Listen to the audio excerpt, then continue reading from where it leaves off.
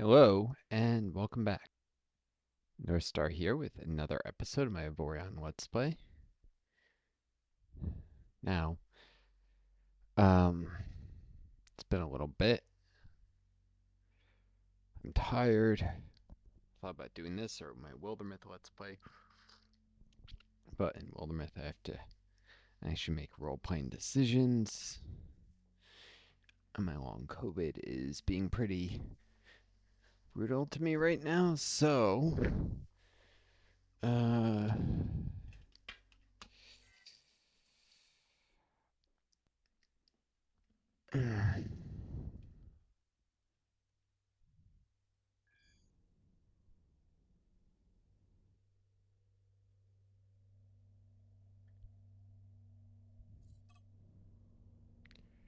let's see.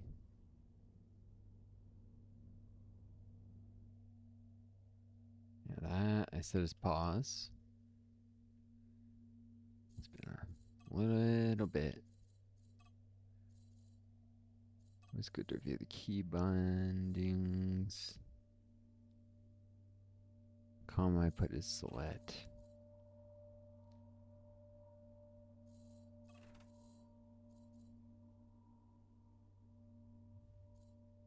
So controls.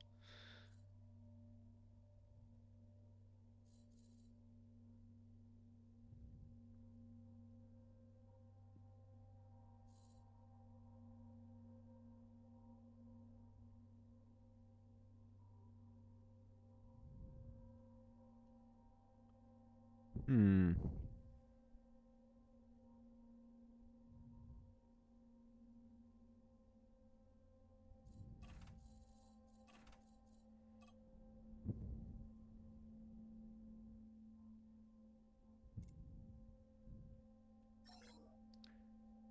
Guess there might be new deals because we wouldn't default to this garbage.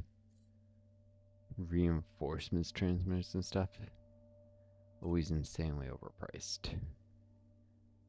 Almost never. I've pretty much never found that stuff to be worthwhile.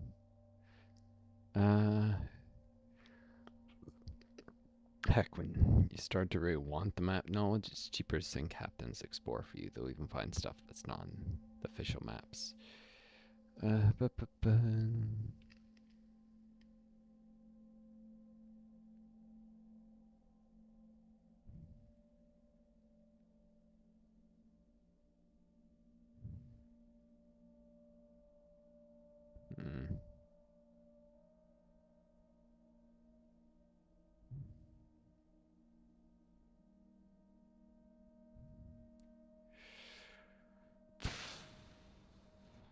This works on shields. Oh, turret control system ATCS.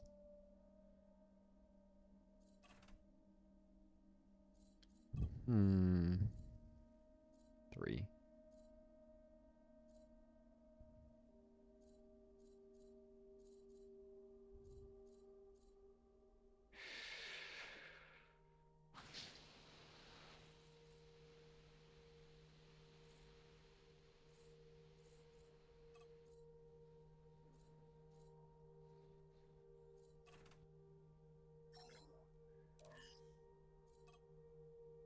Main benefit here is auto turrets,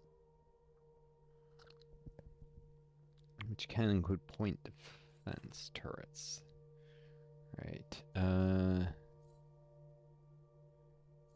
Let's see. You always have one arbitrary. Gain +6. I have a mill. 3, 4, 5, 6, 7. Then I have 3 of those. Alright, I'm tired. I can't remember, but I think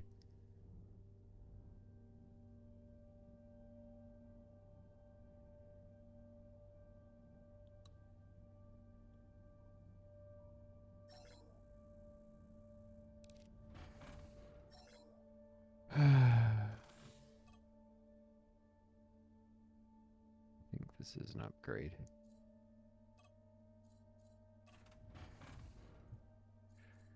Let's see. Right now I only have a single unarmed slot free.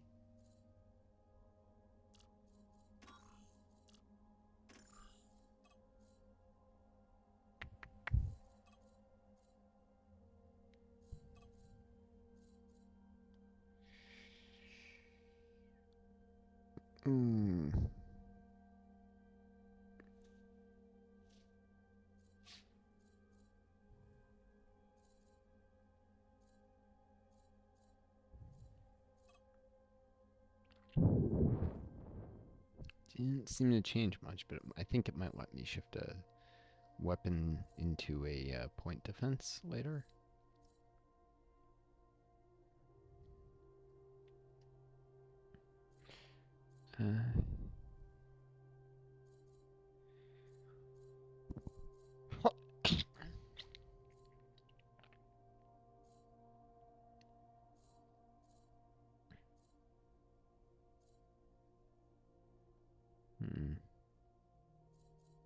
It's probably not wise. Oh well.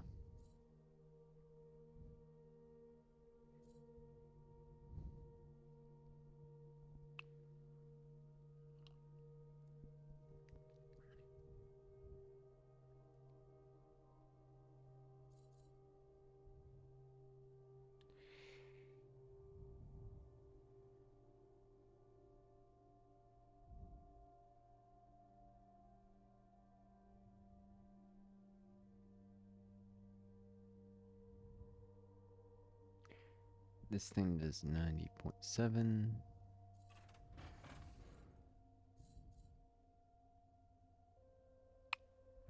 It's identical to. I hate the automatic rotation. Yeah, it's identical to this.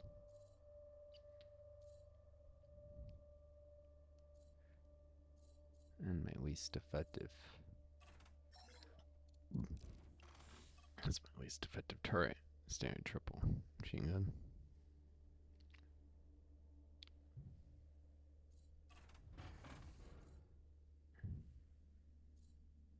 It's every way identical, actually. Interesting.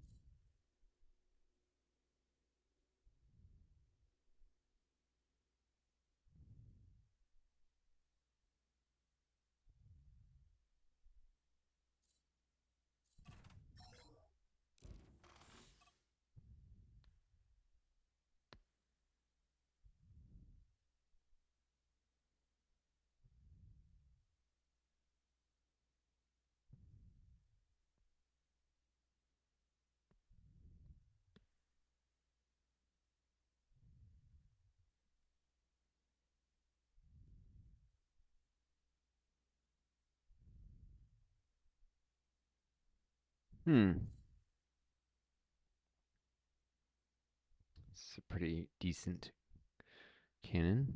Standard triple point defense cannon.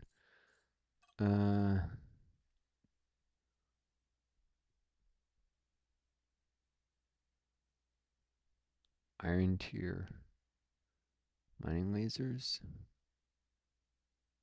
And a single titanium tier.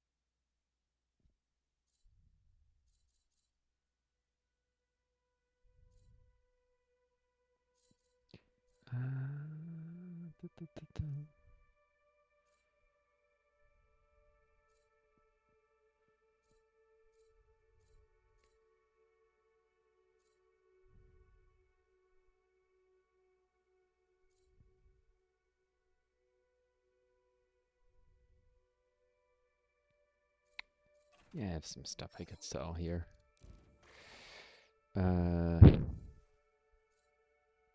Definitely the iron tier mining laser. Probably the titanium.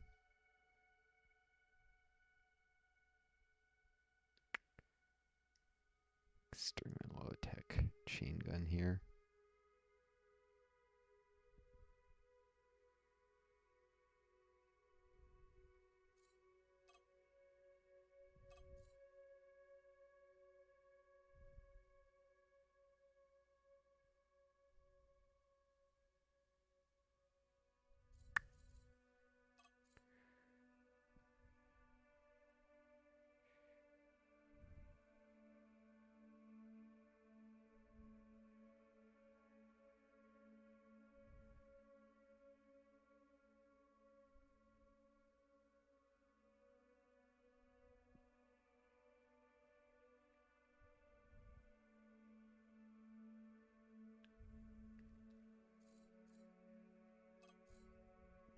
That's pretty much garbage.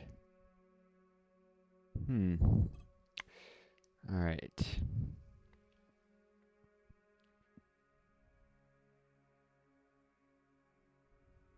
Here we go. Standard triple point defense can. Slight upgrade.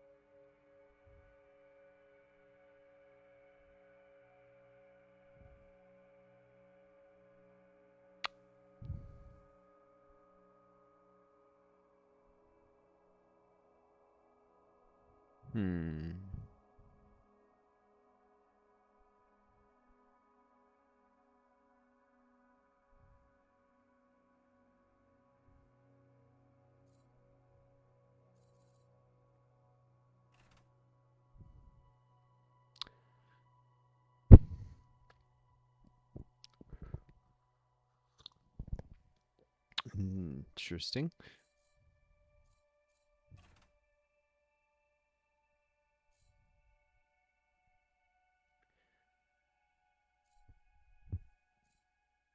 I was using 2 of these. Damage 0.7 and fire rate of 11. This isn't quite twice as effective.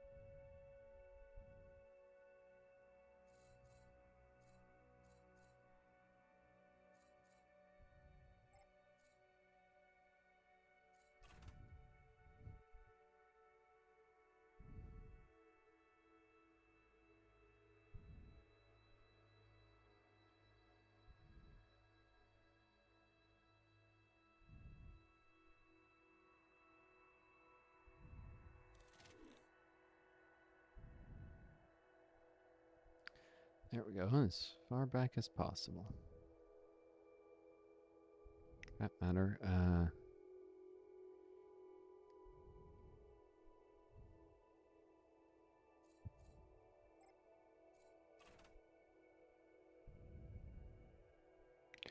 Oops. No, this has to be on Naonite material. That's right. Oh well.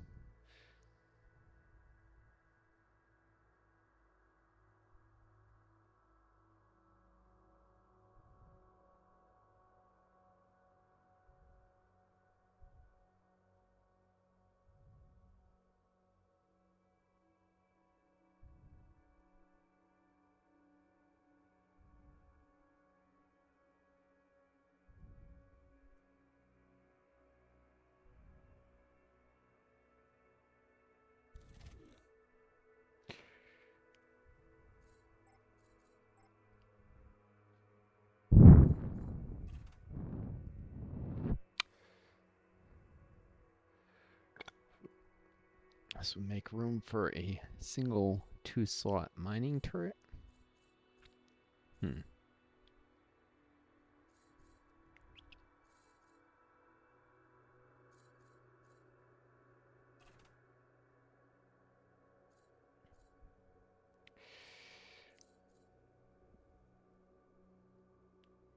Ideally something better than that.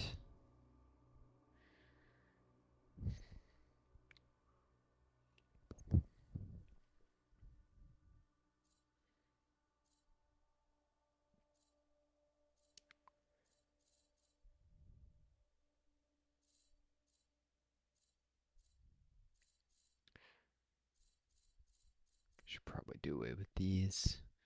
They're pretty intensive on gunners for the DPS.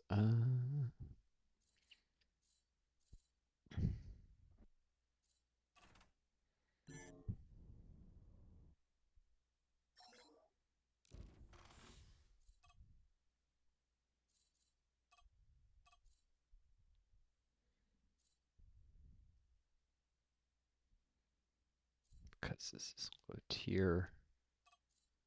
Yeah, some mod too.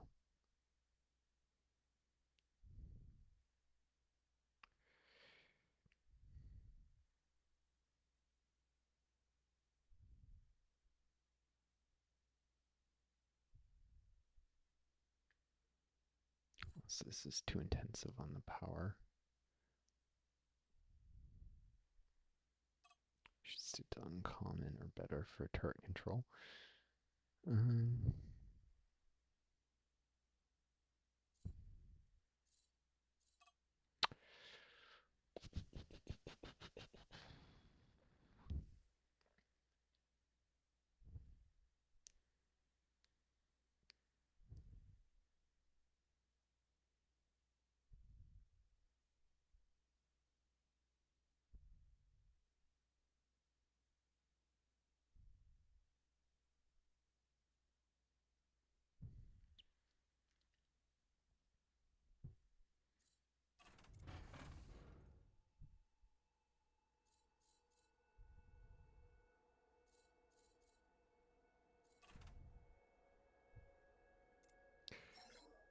Alright. So look at these. I probably don't want to use this. It's ridiculously short range. There'll be sales later. Sure, bored you folks to death. Worrying about turrets and such. If I remember, this wasn't the most asteroid-rich system.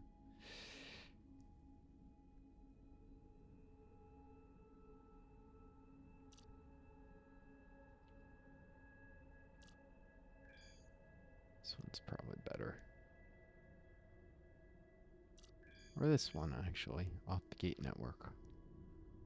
Often slightly better. Could be worse.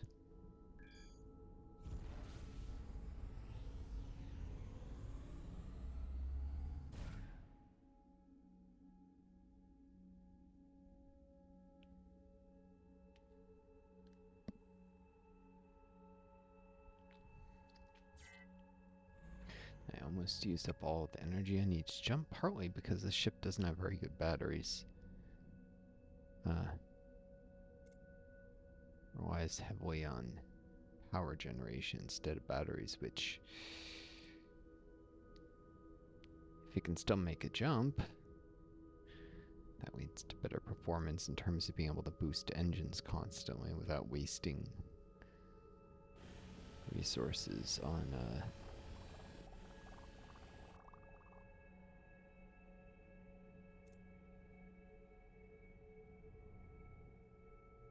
energy containers, batteries, basically.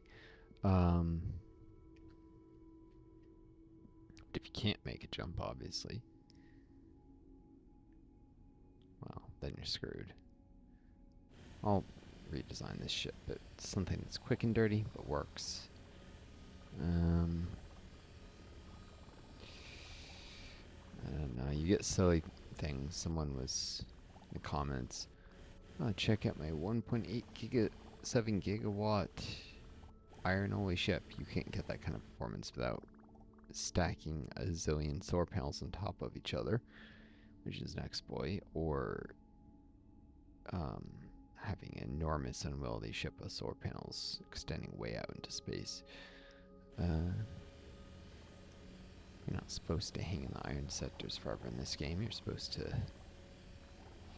you know, move towards the core. Of course, there is utility in returning to the rim. And you have higher tier materials. You can set up like manufacturing out there, and it's much cheaper to defend. Like a single turret from close to the core can easily keep a station well defended and prevent it from getting attacked by pirates.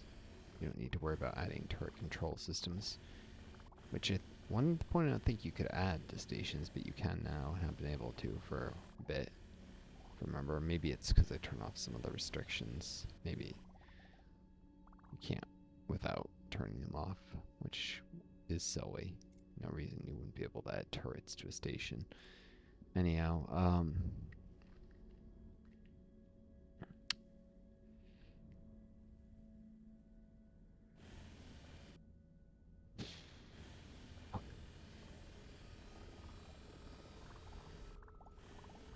yeah, this is gonna bump.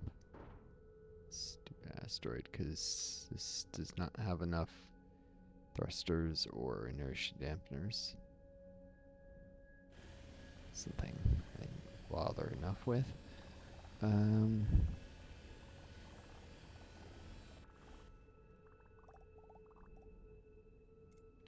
Sometimes see if you break apart an asteroid, it'll spark like a ship is supposed to when it breaks into pieces. Makes no sense for an asteroid to spark, but whatever.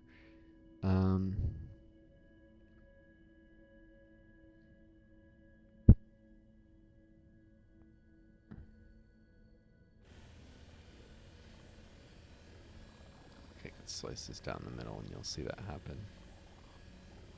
If you're a little bit patient.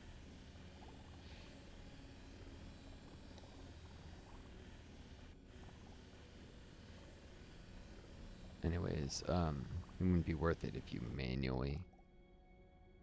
Look, you can see kind of little sparks. It wouldn't be worth it if you manually did a zillion jumps to get back to the rim, but you can instantly spawn a drone back in your home sector if you didn't rebase. And I'm not even sure if you can't do that even if you have, maybe. So,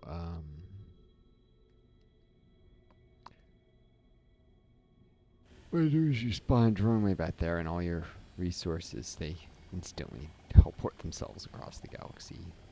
There's no need for ships that transport a bunch of Naonite or Trinium or Oganite out to the rim, even though there probably should be. No alloy freighters in this game. So...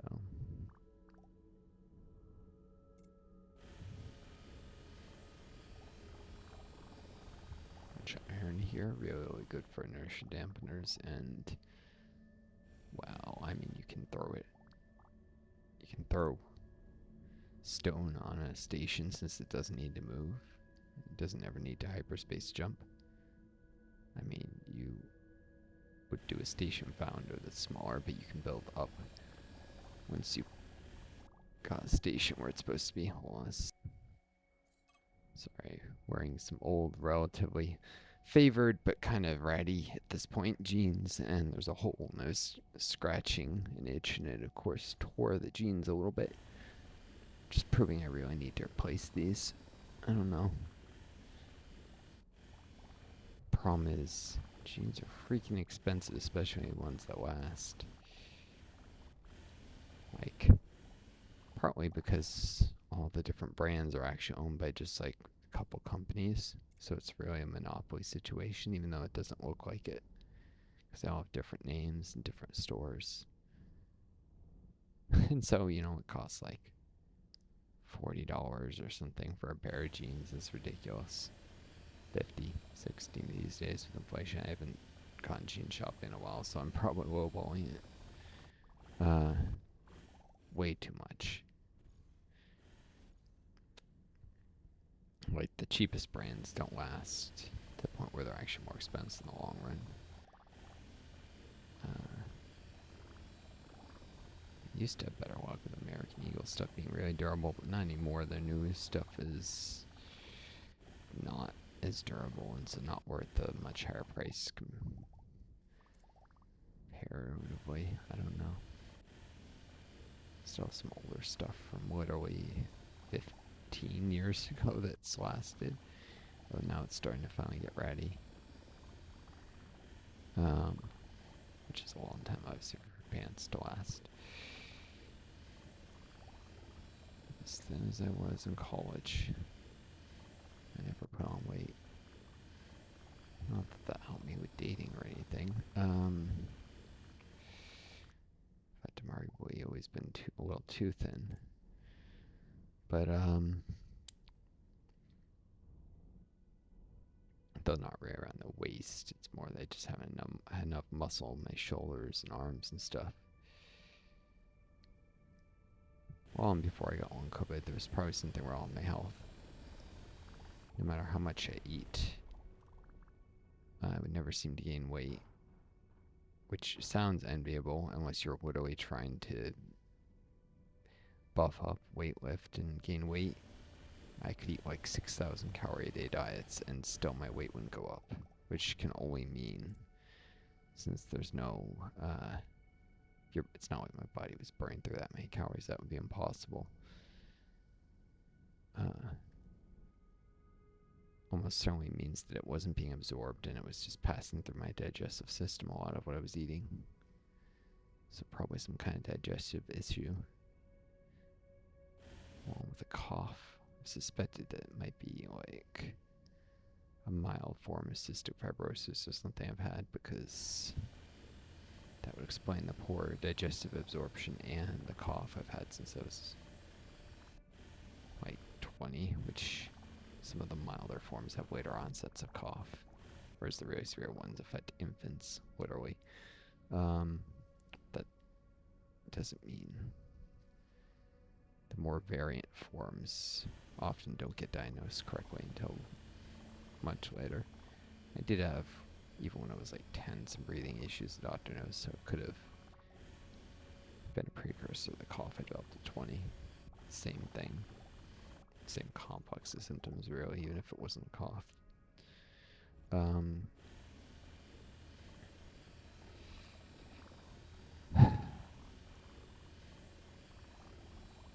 know. I had a shitty family, abusive father, mother, very stuck up in her own business, trying to control my medical care, like insistent she knew what was wrong, which she thought was asthma because she has asthma. Kind of a narcissist, honestly. And so I never got properly diagnosed as a kid. I've spoken to my child pediatrician and collected his records, and she's absolutely insistent there was something wrong with my breathing as a kid, and she's probably right. Even though I've been tested for asthma multiple times and come back negative, so that's definitely not what it was. But that's what I was treated for. It was the wrong diagnosis. Until later I got methacholine challenge tests when trying to join the military, and that came back very definitively as no reactivity, which means no asthma. I don't have a hyperreactive airway in any way. Get flow volumes and such indicate that that's not the issue. The cough seems to have more to do with like mucus, which again fits with like ovarian form of cystic fibrosis or several other diseases. All genetic.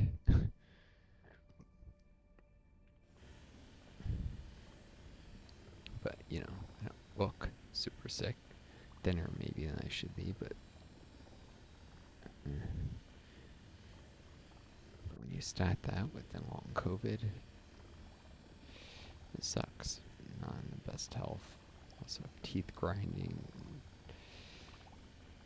Jaw pain that won't go away. I need to see an orofacial surgeon because dentists says they don't deal with jaw pain. I'm not sure they're just not being lazy, but trying to put me off to someone else because Medicaid is not good healthcare. But Medicaid is what you have if you're too sick to work. Okay, my cargo bay is just about full with our mining ores. Time to jump somewhere I can find them. Need a resource depot. Probably should have marked one on the map. That would have been easier.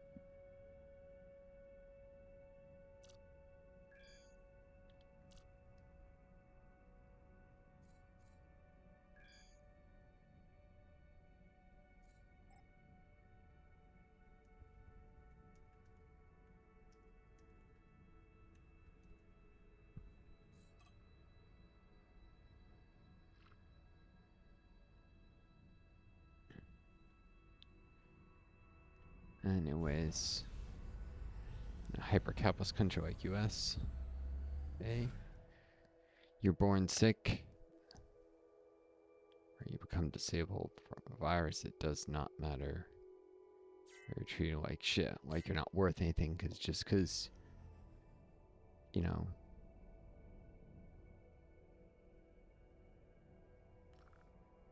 you're poor because you're too sick to work, or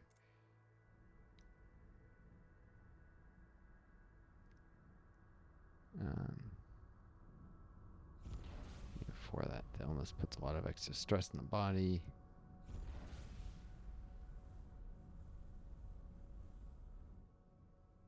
Makes you look a little bit sick. People assume you're doing something wrong, like staying up late, partying, whatever. And it affects their behavior towards you, makes it a little harder to advance your career. But I've always been very clean cut. Not to say these things actually are wrong, but things that people think are wrong, you know, that's the point.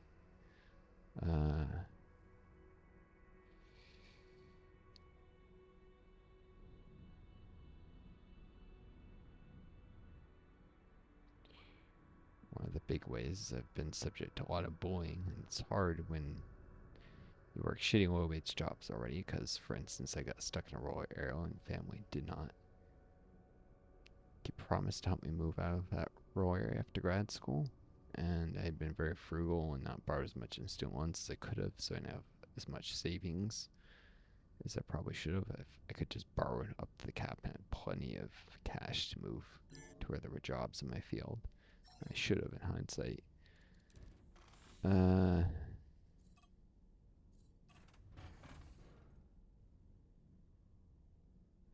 Battle. Salvage. They got dealt with quick.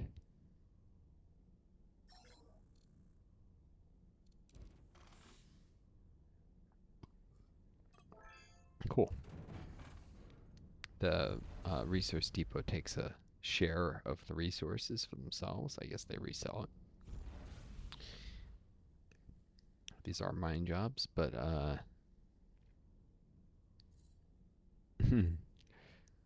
this thing always gives you turrets that are appropriate for this sector you're in, or semi-appropriate, right tech level. Oh, they're titanium. You can sell them if nothing else.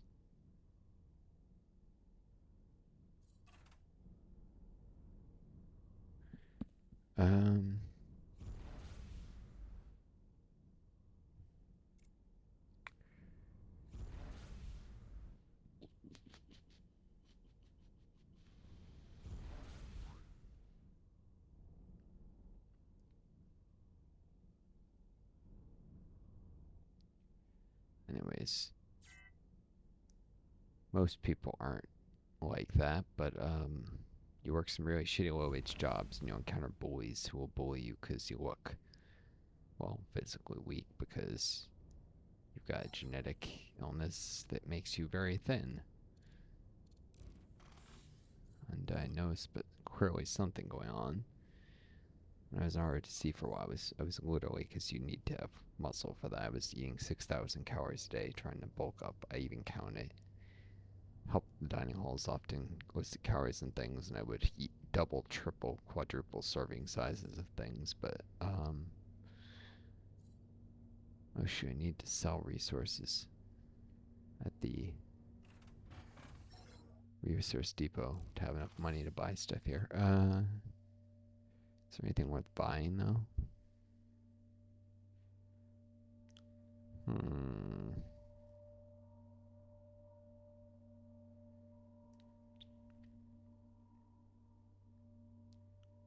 Maybe the civil Turk system.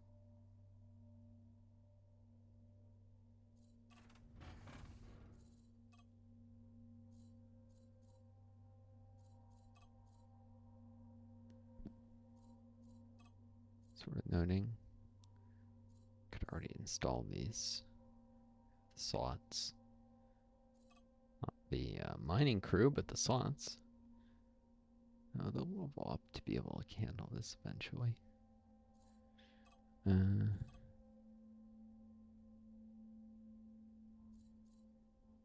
Still save an arbitrary slot will allow another point defense turret or whatever.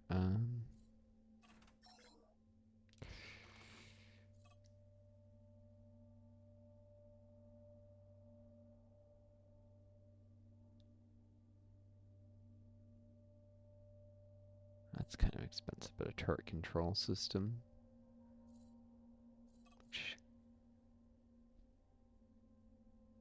This is pretty much the same thing as you get close to the core. The subsystems are all the same, although you'll find the higher level ones more often. Closer, it seems, a little bit more often.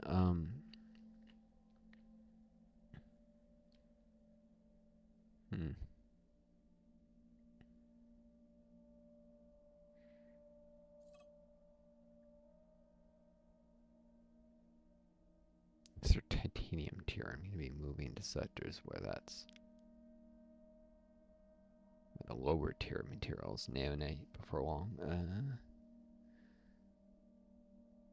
What? So.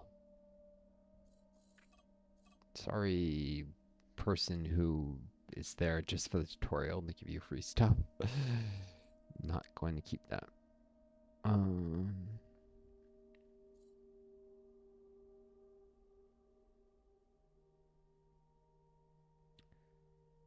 I do often use a mix of purifying, non-purifying miners, because it means less frequent trips to empty your cargo bay.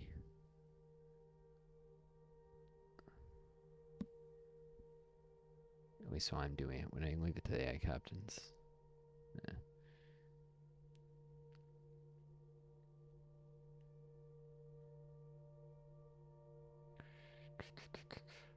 This is Naonite tier.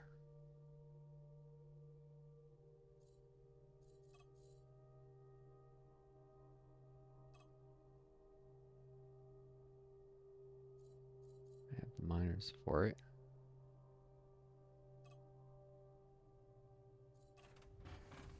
Alright.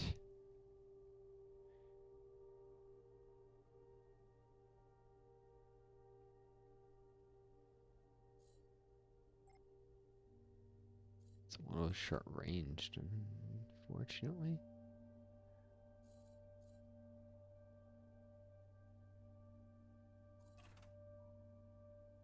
Not as good as it. Well, that. Our miners are rare enough, not really as good as that either, but whatever.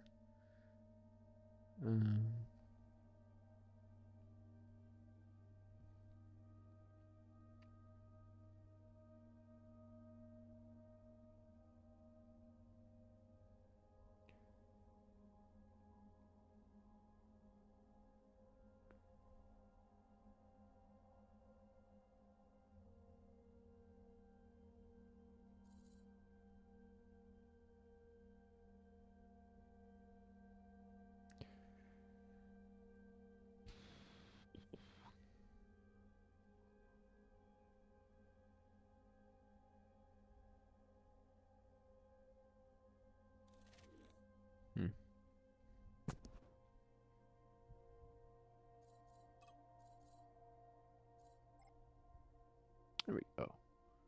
Using all available turret slots, and this mines very quickly in the Naonite sectors, but when I get the Trinium sectors, it's going to be a little slow. Which, I mean, is to be expected.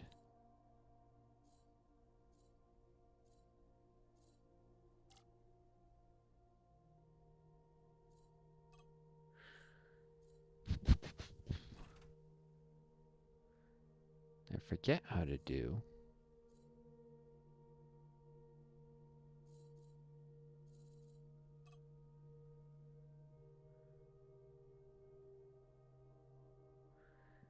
Is to, I believe there was a way to overwrite the whole ship down to just like one block.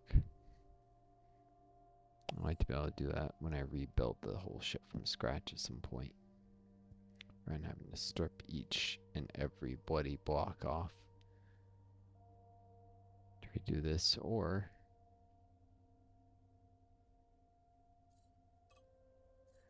to like apply one of these stupid inspiration designs if they're small.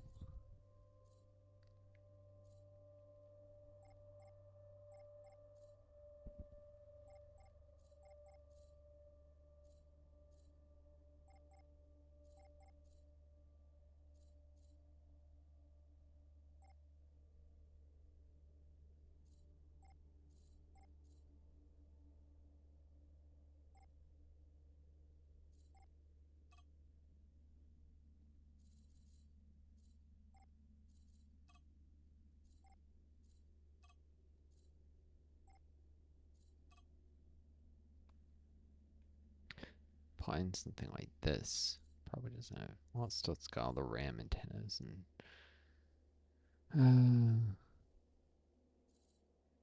bloody A.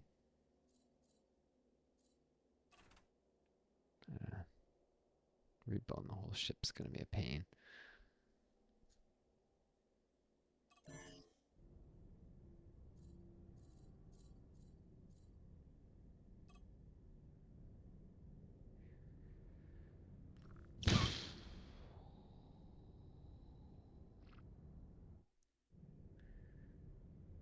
Guess I can make another mining trip. I have enough to. And this pavement to do. And 2 hours, I have plenty of time. Or to pay my crew again. And come back here and find more ores, sell more ores, and then I'll have some money for upgrades.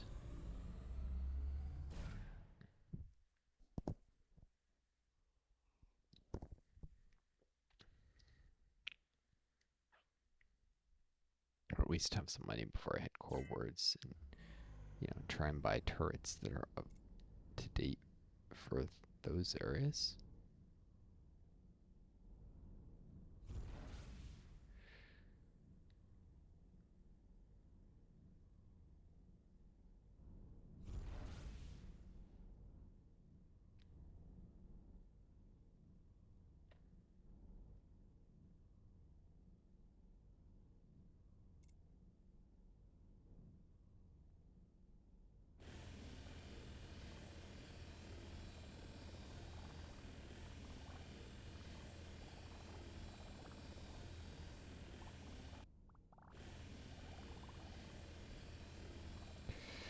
Yeah, this can be a slow game.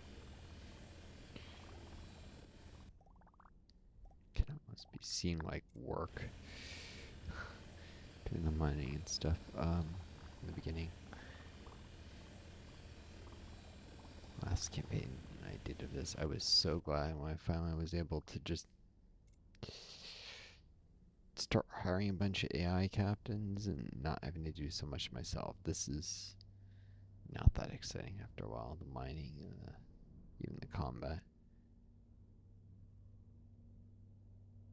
I like being a business mogul, but you gotta have money to make money. There are no space banks that you can borrow money from to build a station.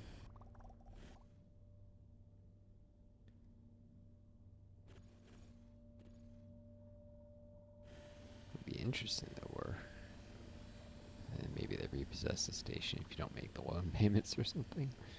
But make the game progress faster, that's for sure.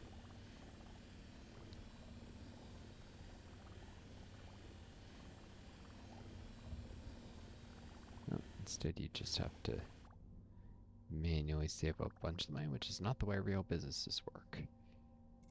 People don't work for years or months or use this game hours to save up money to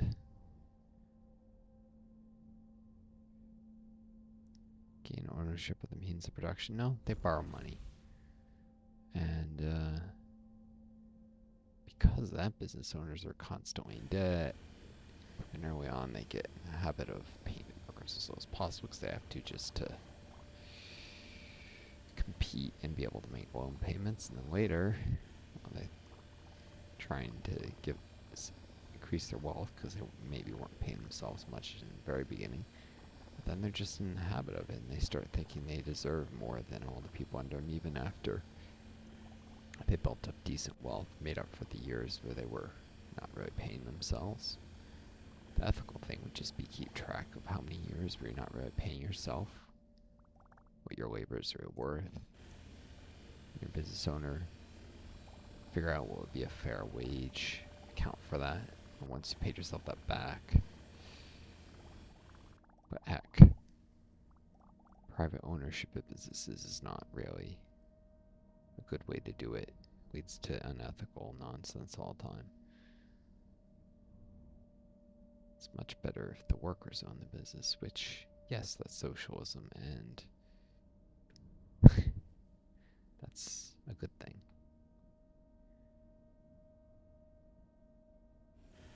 Socialism does not mean poverty and starvation, and no. It's funny people point to that since they're pointing to countries that are historically poor and half starving, and then, the U.S. started a Cold War with. And actually, by the 70s, citizens in the Soviet Union were eating more food than they should be. A CIA report, which has been widely circulated on the internet these days because it's useful in these kind of arguments, proves beyond a doubt. It's been made public by this point because of the Freedom of Information Act. It wasn't until Reagan undercut the Freedom of Information Act, so documents after like the mid 80s aren't really available as much as they should be, but a lot of stuff from the Nixon era, especially because Watergate was all led to the Freedom of Information Act partly being, I forget if it had already existed, it was buffed up, but after Nixon era there was a lot of Freedom of Information Act stuff and gathering information, trying to learn everything that could be learned that the government knew and seeing what secrets are being kept. Anyways, one of those secrets in that it's not what was being told the public and all the propaganda that was government sanctioned was that in the Soviet Union by that point the average person was eating more calories than they needed and was growing fat, just like in the United States, where the same report concluded that the United States population was growing fat because they were eating too much, and it was a threat to national security, of course, because that means fewer people who are thin enough to be recruited into the military without extra training. The report didn't specifically reference that part, but it made allusions to Americans eating too much. And it talked about the Soviets were also eating too much. Food was abundant enough by that point that people were gaining weight and getting fat in both countries. Now, it was less abundant in the past, but things change. No country is stuck in time and unchanging. Yes, there were famines in the Soviet Union in the 30s. They worked hard to develop their agricultural capabilities, so that would never happen again, though.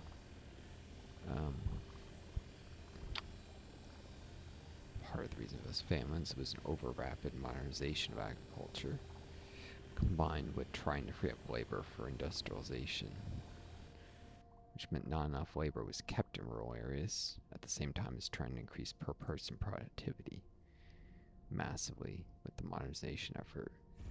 And the whole thing was funded by selling every bit of surplus food available to the British in particular, because they were close enough and had machinery to export, and the Germans really hated the Russians, even though they were one of the world's, and the Swedes too. The Swedish and the Germans were some of the world's largest manufacturers of industrial machinery, but they wouldn't sell to the Soviets at all. So the British did, but they refused to accept gold as payment because they claimed it was stolen from the Tsars because it was the gold reserves of the country. They refused to accept currency or gold, so they only accepted payment in food, metals, timber.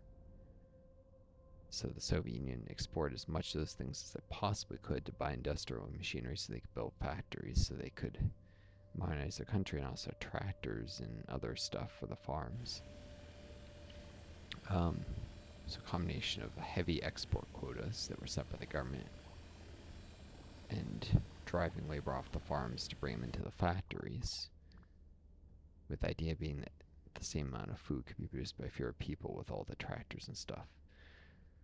But the problem with that is you had illiterate peasants who were being taught to read, yes, but it takes time to achieve a high level of mastery, and suddenly they were expected to read all these manuals and how to maintain tractors and use them properly and stuff, and yeah, it took a while to get used to the new machinery, because the Russians started to kept the peasants illiterate, and then forced export of large amounts of food to pay for the industrialization effort. The sad part is this was necessary because they correctly predicted to the year, I mean literally they predicted that in 1941, it was Stalin himself who actually made a speech predicting this, that in 1941 the West would invade the Soviet Union. He made the speech in 31 or 32, and he was correct. The Nazis invaded the Soviet Union in 1941 in Operation Barbarossa. And so the industrialization effort was about first building factories that could produce a very basic civilian economy, and then using that civilian economy and the capability to produce industrial machinery within the Soviet Union to produce a war economy and build up a large military that could defend the country against a Western invasion. All that said, it was stupid and bad, and there was a certain viciousness in what ended up happening with famines. And of course, people who died could have served in the military. The Soviets didn't practice human wave tactics. Generally speaking, there were a couple of combat commanders who did, who were eventually fired for it, but that wasn't the military doctrine of the country. But numbers still count for a lot in warfare. Sometimes it is better to have more men who are under-equipped than fewer men who are well-equipped. You can actually take fewer casualties because, you know, two guys with $10 rifles may be more dangerous than one guy with a $20 rifle or a $25 rifle even. These are obviously made-up numbers, but the point being, more often it wasn't a rifle, it was a guy with a rifle and, you know, artillery and radios and stuff versus just guys with rifles. The point being that by fielding more men, you could actually often suffer fewer casualties. And as the death toll in the Eastern Front showed, Soviets suffered massive casualties. They barely won that war. That's the reason they suffered so many, was because they were very evenly matched with the German army. They only had a slight advantage. In fact, they were at a disadvantage early on because their best troops were caught in Barbarossa in a surprise attack. And they lost all their best troops and a lot of armor, and like literally tank divisions. Whole tank divisions were surrounded the first days of Barbarossa and destroyed before they could make any impact on the war. So their best trained, best equipped troops were destroyed instantly, and they were at a disadvantage for a long time. By the time they turned around, they lost a lot of men.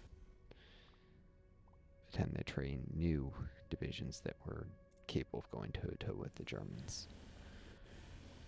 In the meantime, they used a lot of undertrained conscripts to just prevent the Germans from marching all the way to Moscow before they could train the better divisions up. They had more tanks and stuff.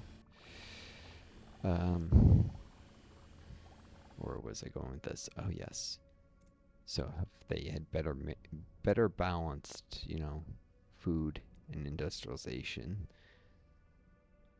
and not suffered the famines, maybe they would have not been able to aggressively export food and had less of an industrial base.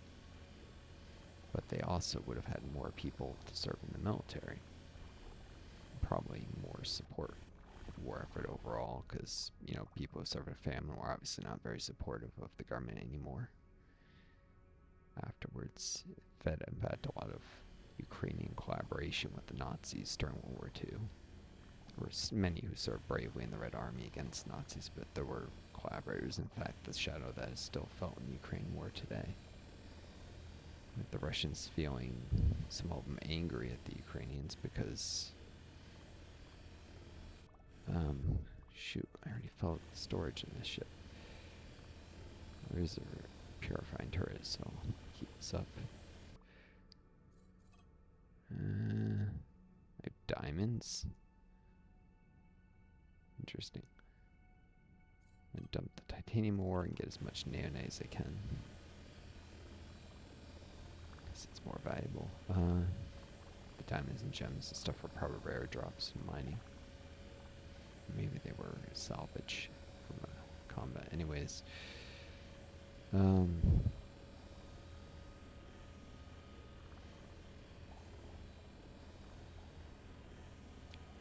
they would have had more support from the government, and they would have had more people who could serve in the military if they had been less aggressive in their food exports. Would have actually benefited the goal of stopping the Nazis. Probably would have done better.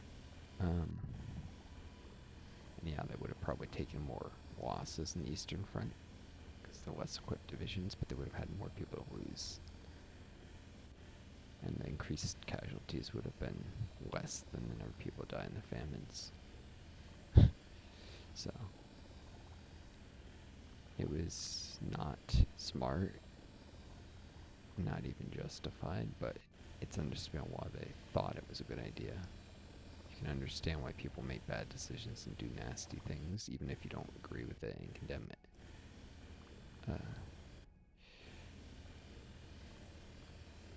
And it wasn't exactly nasty that they were trying to stop Nazis. What was nasty is that there were some local bureaucrats who were racist, who took out personal grudges in forcing food exports when the official policy was if people were starving, you were supposed to mobilize emergency food reserves and not continue to force food exports. But the policies weren't enforced the way they were written, as they often aren't when racism was involved.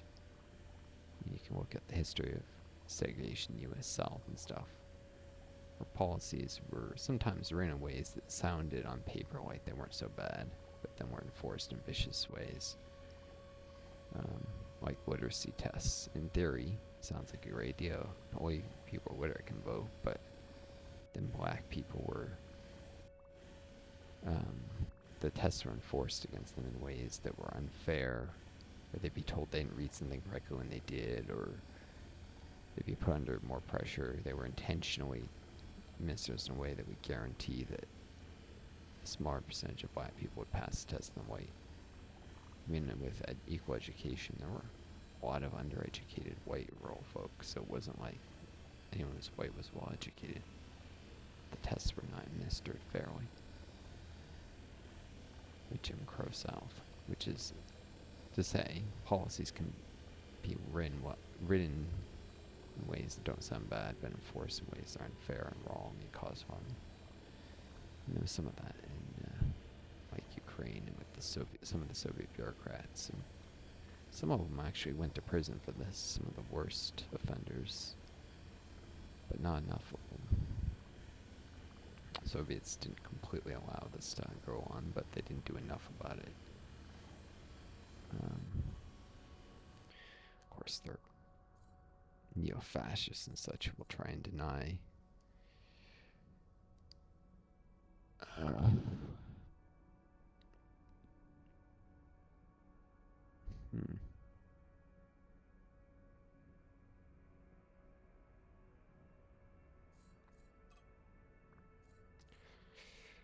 Pretty sure the white's less viable than the Naonite once it's refined.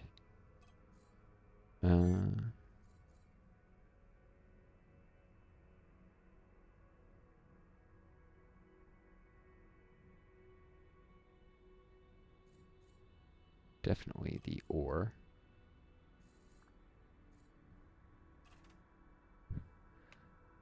Well, it's not great wasting all this stuff. Oh well. I should do. It's just can't really go crazy on this, but if I add a couple auxiliary cargo bays and some energy containers so I can actually still make a jump. Done this before.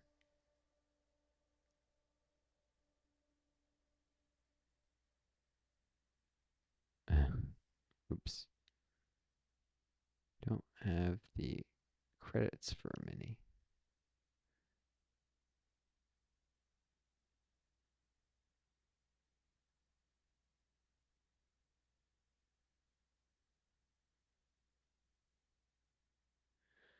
Get relatively more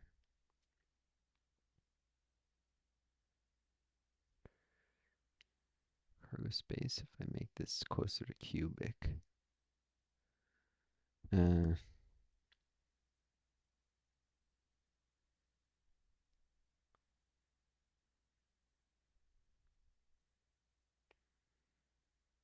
Still a little elongated, but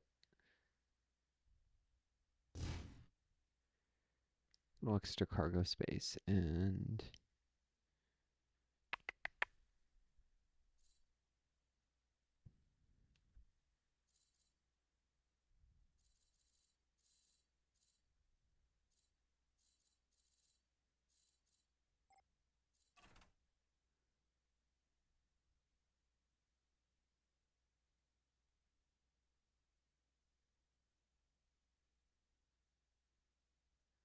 might still have to mess with stuff to do the jump, but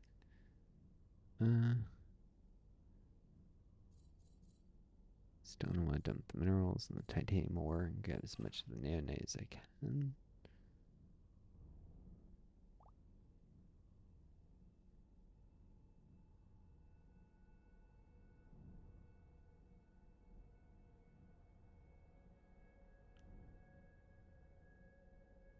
So it's gonna have to time out.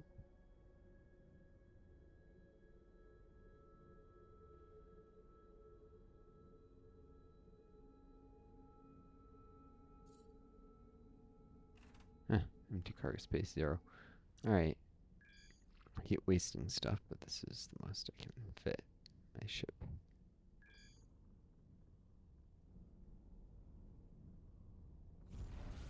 may not even be able to jump without messing with some stuff. Just in time. Pirates start attacking me. Anyways, I do play Hearts Iron 4, which is a World War II game, so I'm not just talking about stuff like that randomly. I play games that are in that time period, and so I'm, end up immersed in it enough to think about these things. Nothing else that game gets people thinking about there. The problem is a lot of players are literally fascists or hyper-nationalists who love just painting the map with often the color of their country, like where they live in real life. There's a lot of like Poles who like to paint the map Polish, or Hungarians turn it all Hungarian. And then when you don't have that, just, oh, this nation is cool. But there's the right-wing paths are far more popular on the left. I'd say 5 to 6 times more people play the fascist and not right-wing non-aligned paths than play the democratic and communist paths in the game.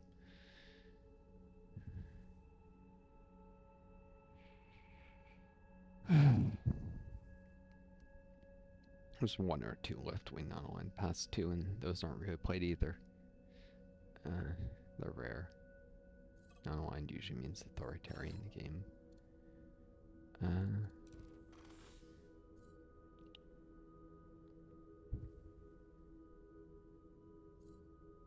don't know, I don't want to buy 72,000, I want to sell. Boom.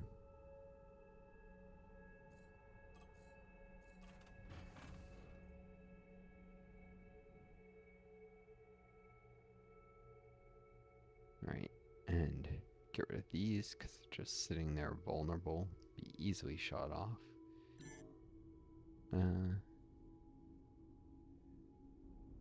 Maybe even very big or efficient. Let's see. Okay, 909,000 credits. 909,000. Okay, that's a lot more than I thought I would be making, but I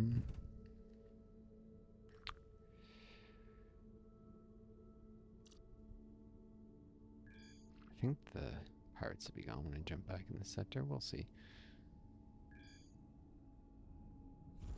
Maybe not.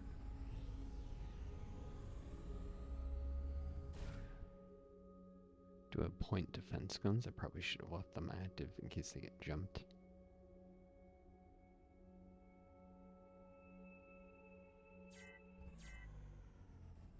Oh yeah. Jumped right at the spawn, or right at the jumping point.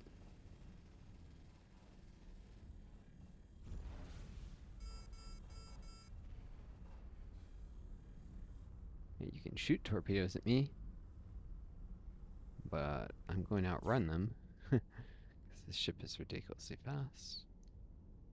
My point defense guns will shoot them down if they even got close.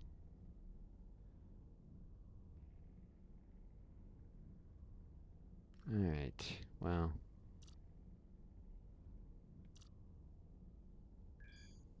Maybe this sector will be better.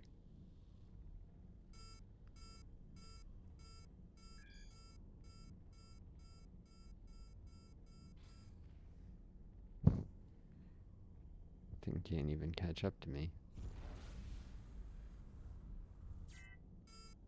That was, they just force cooled the engine a little bit. And boom, point defense guns doing their job.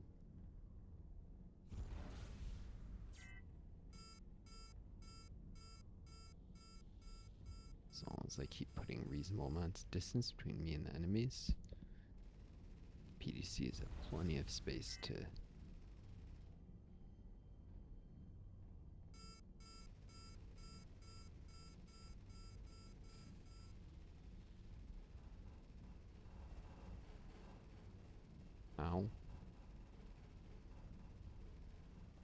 trying to save up enough energy to just actually do a hyperspace jump.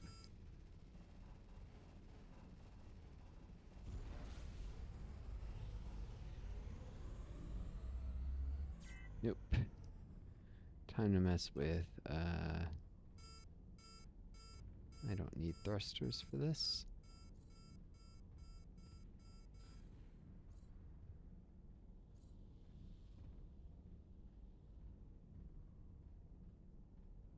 Don't need gyros for this either. Just moving in a straight line. Just put some distance, and the next time I should be able to jump. Yeah, I need to upgrade this ship. It's definitely deficient on energy. There's no question about it.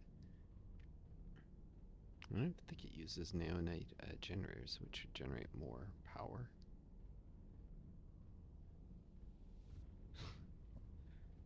It's all titanium and iron, probably. Bye-bye, pirates.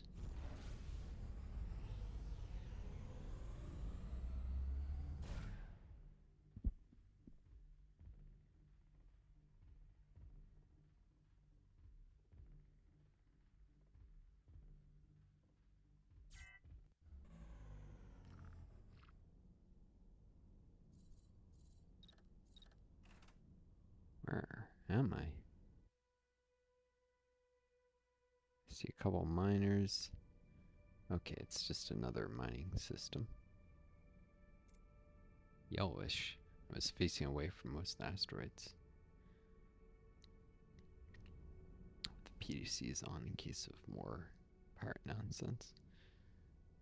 Wish the faction controlled the space would clear those pirates out, but they'll be really lackadaisical about it. In fact, the pirates will probably sit there forever.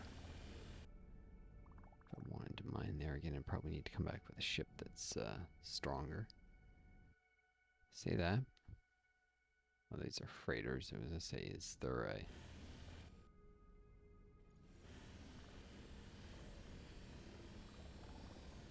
actual patrol here? Nope.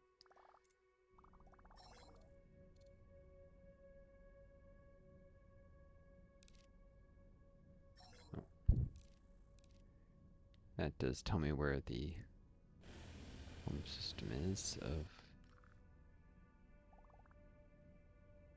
this faction.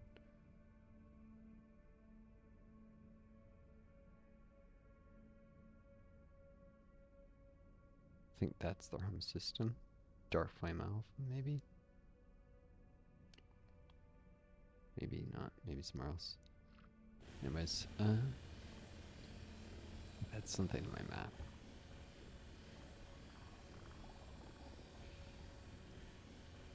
Let's mine before more pirates.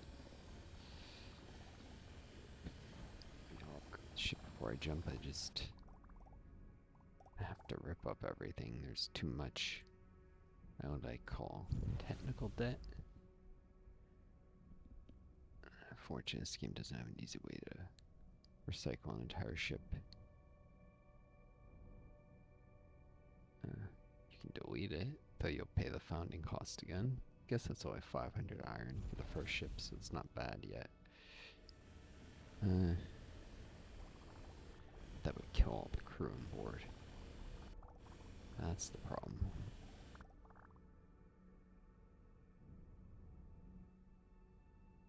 I want the crew. I want to keep the crew. We're experienced.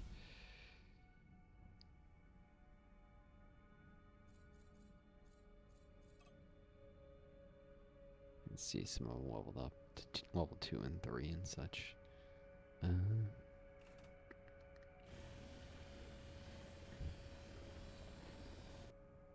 Just want to instantly rewrite the whole ship down to one block and build back up without even pausing. Oh well.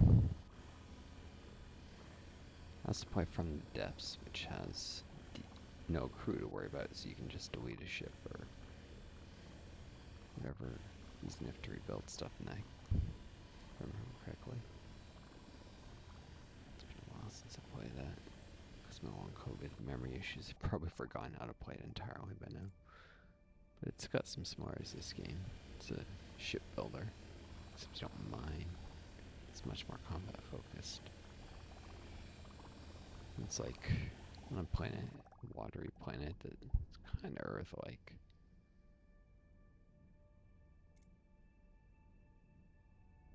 You're just, warships you're building, fighting with.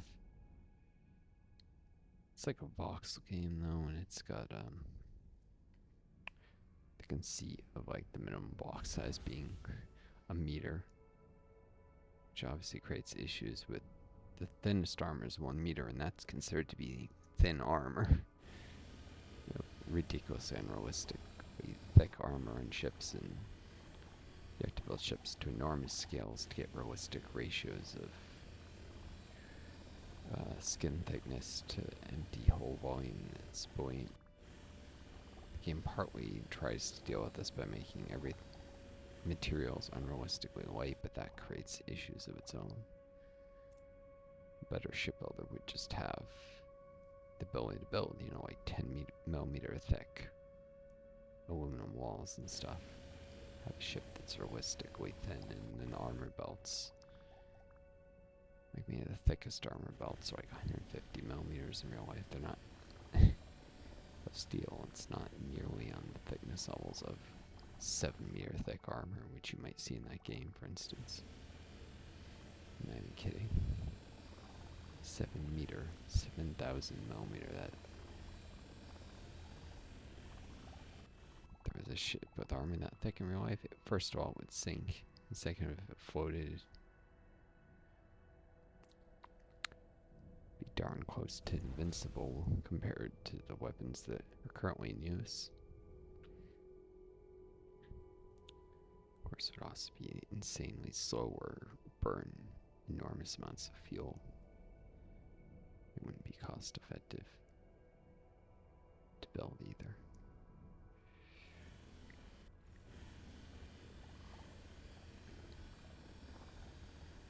Warships are hardly armored at all, though they actually do have some Towbar spall lining to protect against shrapnel and very weak, high explosive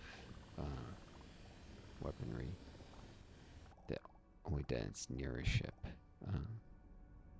They're not actually completely unarmored, despite what people like to claim. To push this idea, armor is obsolete. No, we still use armor today. It's just very thin, and it's Kevlar, not steel, on U.S. warships. Of course, part of the reason very little armor is used isn't because it doesn't have a role in naval battles. It's because the U.S. never fights naval battles against anyone else anymore. Warships are used to control and protect trade lanes against pirates who have, well, very low-tech weaponry, mostly. On third-rate naval powers, they're not used to prevent them from even daring to pick a fight. There is still combat, you'd still see some armor in use, particularly now that point defenses are capable of shooting down missiles. I mean, in this game you have PDCs that can shoot down torpedoes.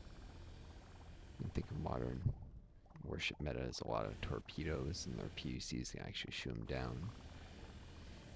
Well, in such a scenario, you may be better off instead of trying to just throw even more torpedoes at the enemy. Not torpedoes, because torpedoes go in the water. The missiles. Instead of throwing more missiles at an enemy, you may at that point be better with shells that actually hit the enemy. And if the weapons that actually hit are shells, well, then there's use for armor. You don't necessarily armor all of the ship. In fact, the last generation of armor ships went with what was known as all or nothing armor schemes. So a lot of the ship is actually still unarmored, but you armor critical parts of the ship to make it harder to detonate the main magazines of a warship, or flood large compartments that would cause the ship to sink. Although because such ships were typically lighter, you'd have to flood an awful lot of the ship to sink it, so not that much attention was paid to that. Plus, compartments could be closed off from each other with more modern designs. But some armor, is the point, would still be in use more than is if, like, the US was actually worried about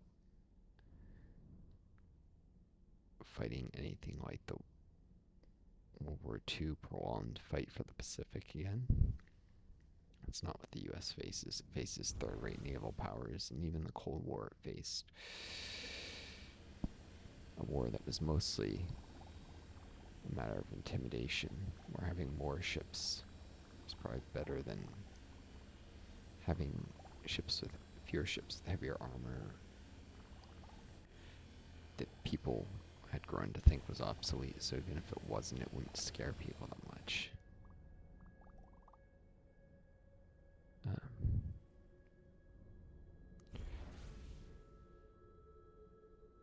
And a lot of proxy conflicts where, you know, better missile weaponry was more valuable because you weren't going to be facing a force with like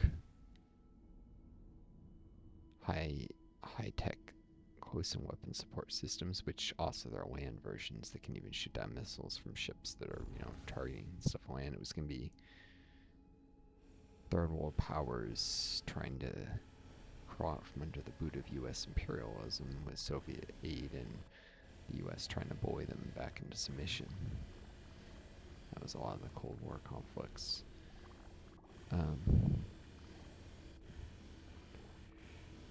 may not be the popular framing, but it's the truth. The Korean War was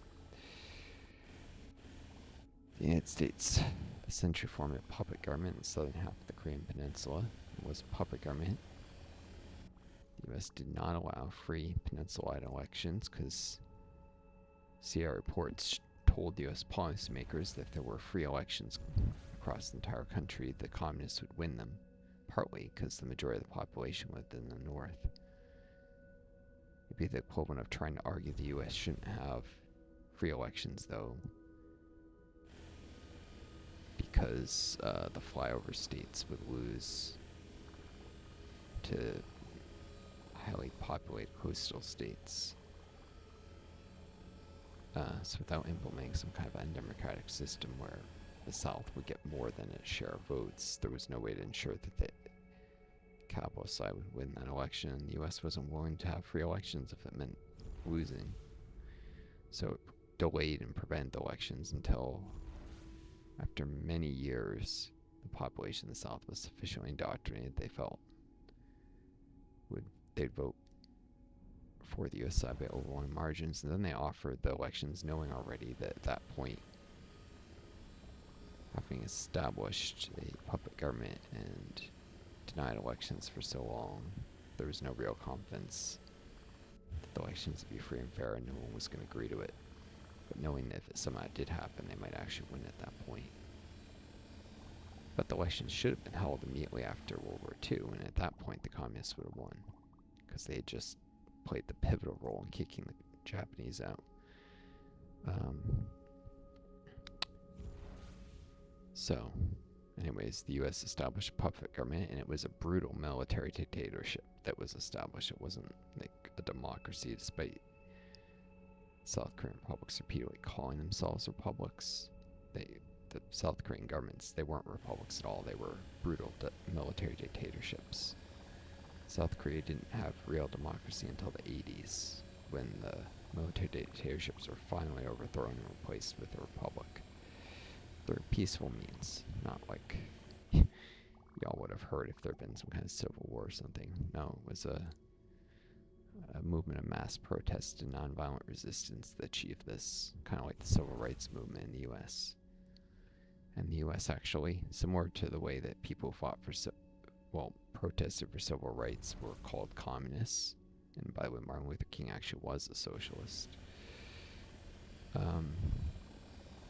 That's often whitewashed from the history, the fact that he was a socialist by the end of his life, and argued for things like universal basic income and nationalization of industries, and accumulated wealth tax, stuff like that. So some of the civil rights people actually were socialists, and that's to their credit. The socialists stood on the right side of history when it came to civil rights. But anyways, the U.S. argued that the people fighting for a republic in South Korea, the people protesting for it, were communists, and actually tried to support throwing them in jail and murdering them in many cases, but the military dictatorship lost its appetite for violence, having brutally oppressed its own people for a long time.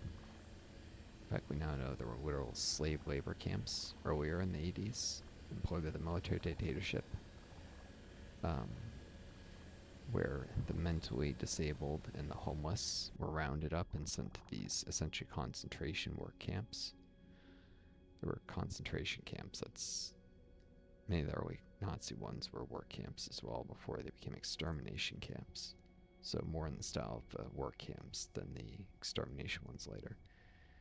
But yeah, they rounded up orphans, homeless people, mentally disabled, and sent them to concentration camps where they worked many of them to death. And then this whole thing was covered up. Mass graves were dug, people were silently buried.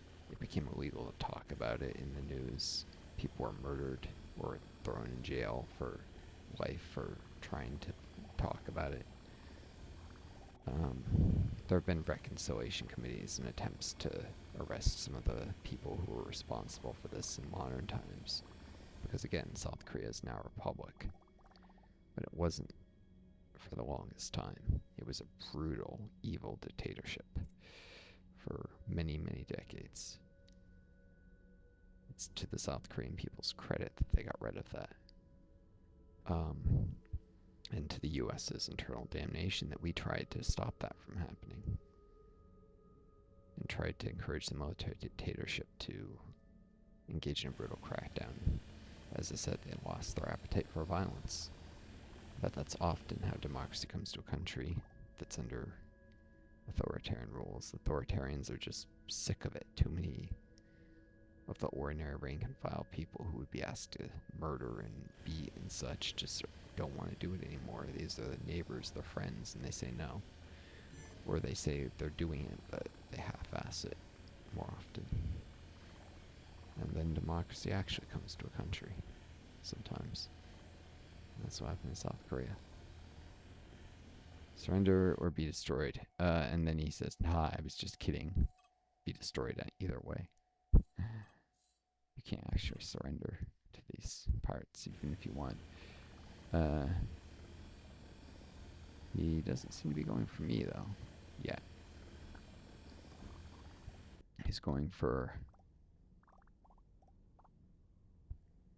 the Interceptor shuttle.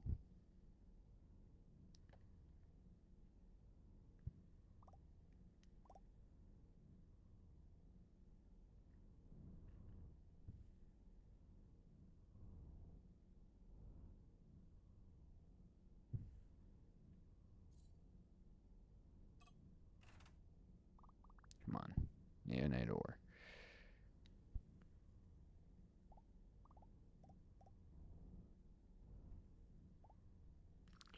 Alright, I better try to path out of here.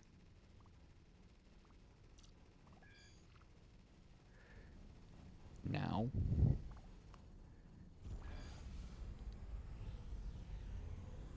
Shoot, I had to leave a little stuff behind.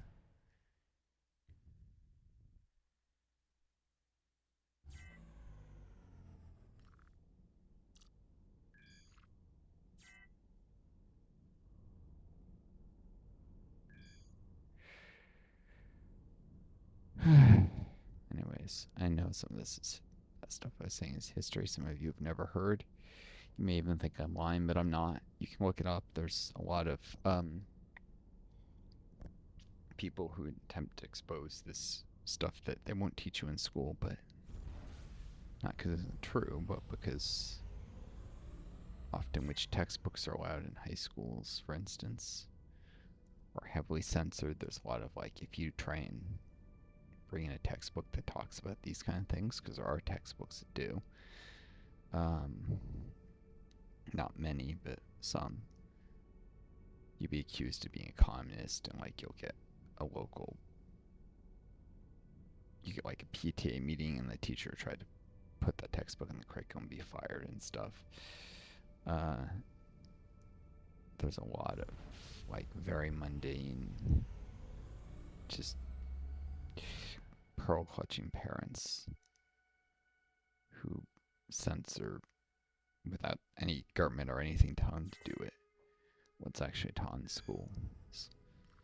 And between that and some of the actual occasional government attempts to reinforce this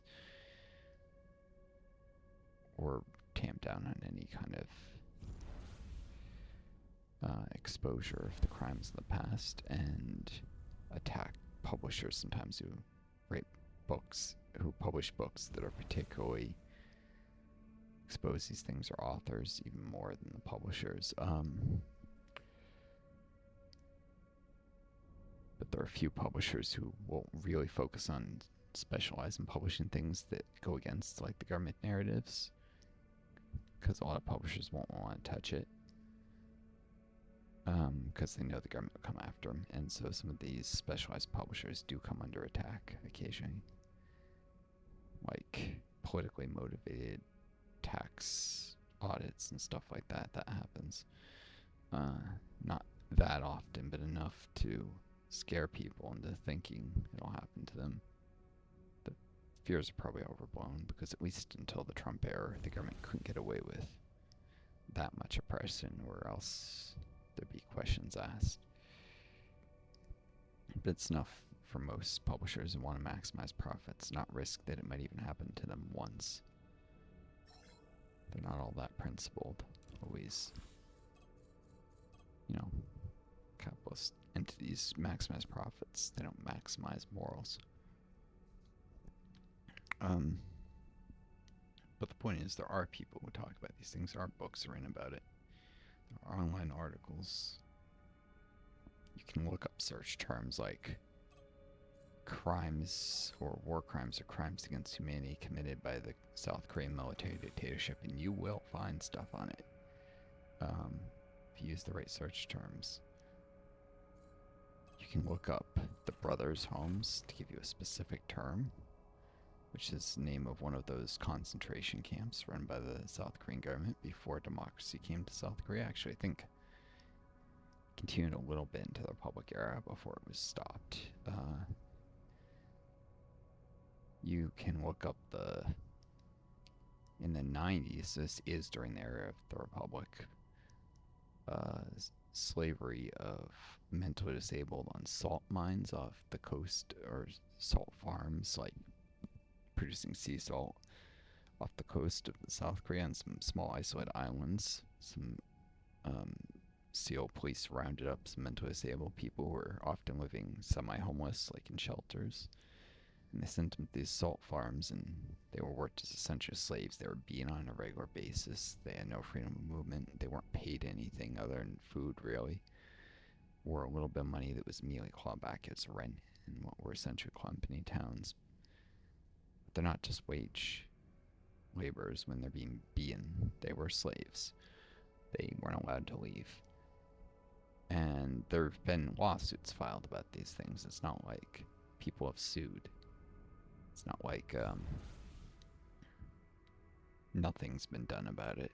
There have been attempts at justice, but too little too late sometimes. You can't undo some of the harm, or some of the people who died trying to flee the salt farms, or were murdered through overwork in the brothers' homes and buried in the mass graves that are now being dug up for the first time. Like in recent years, some of these mass graves have been discovered when doing construction, which is often how mass graves are. Someone's building a new home, and it happens to be on the site of an unmarked mass grave, and then they find skeletons, human bodies. It's horrible. Traumatizes construction workers, probably. Yeah. Crimes of the South Korean government. So the Korean War was not justified. The United States was in the wrong side of history there. The North Korean government was trying to liberate the people from an oppressive regime. In Vietnam, everyone knows the Vietnam War wasn't justified. I mean, that's a popular thing to say. But these aren't the only wars where the U.S. was in the wrong, which is to say, history is messy. I'm not saying the Soviets were always in the right either. Cold War becomes a lesser of two evils kind of situation, really. I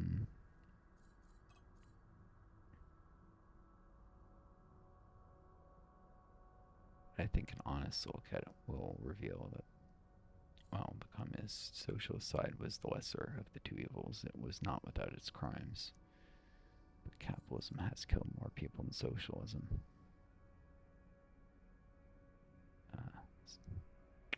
You see Black Book of History nonsense, or Black Book of Communism nonsense, and a lot of numbers are made up or include literal Nazi soldiers who were killed invading the Soviet Union. But more honest analyses of the death totals of capitalism include people who died homeless because of inequality of housing, whereas the Soviet Union had free housing for everyone. And if you're going to count famines against the Soviet Union, you can count people who die homeless in the Western countries. When you start counting stuff like that up, you find a much higher death toll for capitalism, dramatically higher. So yeah, anyways. But, it kind of sucks when you're in this. Both sides are bad and just which is worse. And I don't think either of these systems, obviously, they're better capitalist systems in the US. Look at like Norway, Sweden, those are social democracies, which is usually the best capitalism is capable of achieving in terms of human well-being. And there could have been better socialist systems in the Soviet Union. If maybe socialism had come into being in a country that was better developed and richer with rich democratic traditions than the Soviet Union. Chile might have been that example if the US hadn't done the coup there.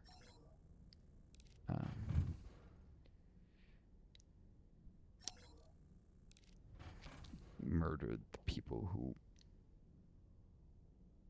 were trying to build a socialist regime. First tried to do a coup against Salvador Allende. The first one failed. So they found the generals who had shut down the first coup attempt, assassinated them, tried again after pumping a lot more propaganda into like the military of Chile, circulating anti-communist leaflets in barracks of armed forces and stuff. And the second coup attempt succeeded, and then you got Pinochet, who was a brutal dictator. But if Allende had been free to do what he wanted without U.S. interference, Chile might have been a much more glowing example of socialism than the Soviet Union. Far less brutal socialism. Anyways, what else to buy here?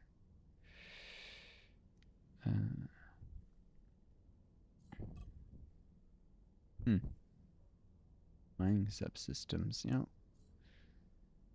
it's rather expensive, but this can be used to find trinium at a range of only 4 kilometers. That's not enough to bother with. It can be used to equip an AI mining ship, though. You know what? Heck, I'll buy it. It's on sale, and I need stuff like that.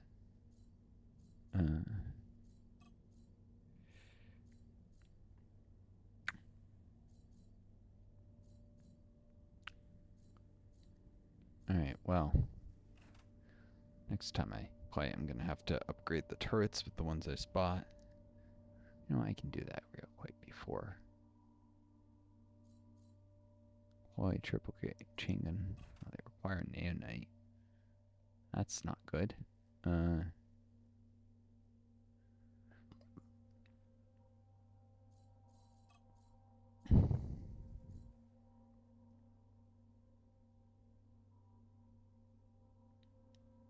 think it's identical to this one. I already have one of. But I would need to add a Naonite spur. Alright, I'm going to do that later then. Alright, well, next time. Till then, this is Northstar signing off. I apologize if my talking about whatever's on my mind bothered some of you. Take care of yourselves, viewers. Be kind to yourselves. Take care of each other. May you always find a guiding star to lead you home. Adieu.